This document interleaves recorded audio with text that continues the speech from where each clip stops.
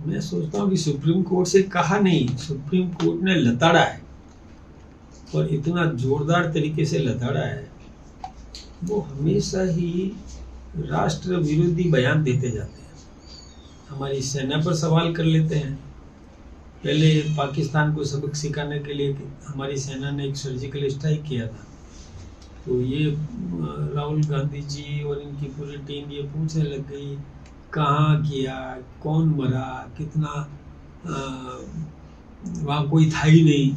जैसे कोई ये इन्होंने जाकर के वहाँ कोई परीक्षण करवाया हो और पता किया हो कि कोई मरा कि नहीं मरा, कि कौन क्या हुआ। इन्हें सेना पर सवाल करना और उसका खामियाजा इन्होंने भुगत लिया कि ये सत्ता से बाहर हो गए।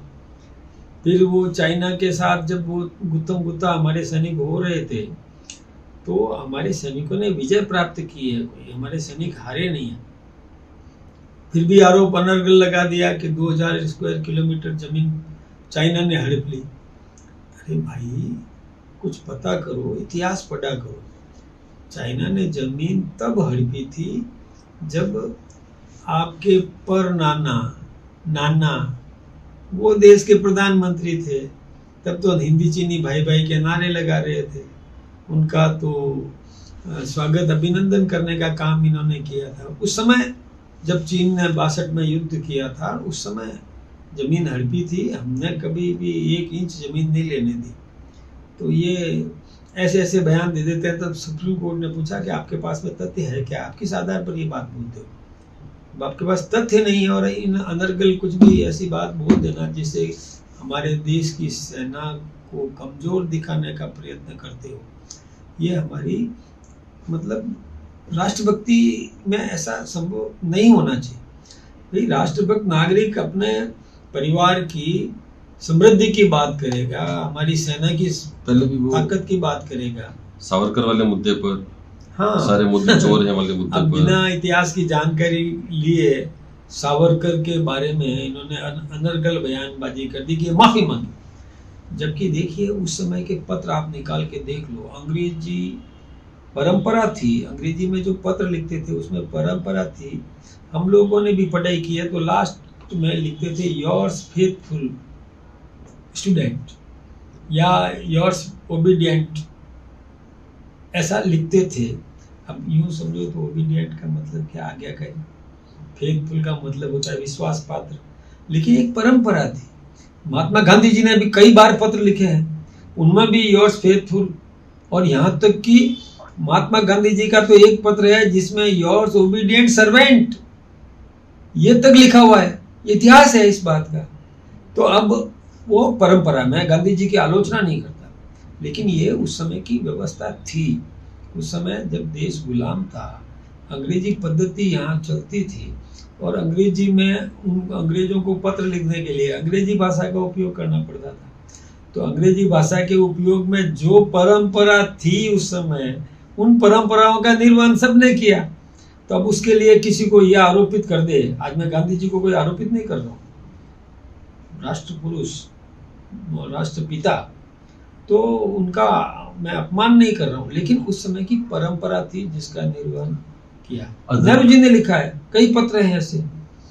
तो अब सावरकर जी के पत्र में ये भाषा निकाल करके और कहो कि इन्होंने तो माफी मांगी थी, ये ठीक बात नहीं है। सावरकर बहुत त्यागी, संघर्षशील, क्रांतिकारी, जिन्होंने देश के लिए 3 बार काला पानी की सजा भुगती, कोई कम बात नहीं है। उनका सम्मान होना बहुत जरूरी है। उनके लिए अपमानित शब्द ऐसे प्रयोग कर देना, तो मैं सोचता हूँ कि माफी मांगनी पड़ी ना। उन्होंने कभी तो हमारी जाति के लिए क्या दिया कि जितने भी ये चोर होते हैं या वो, उनका सरनेम मोदी क्यों है? कमाल है।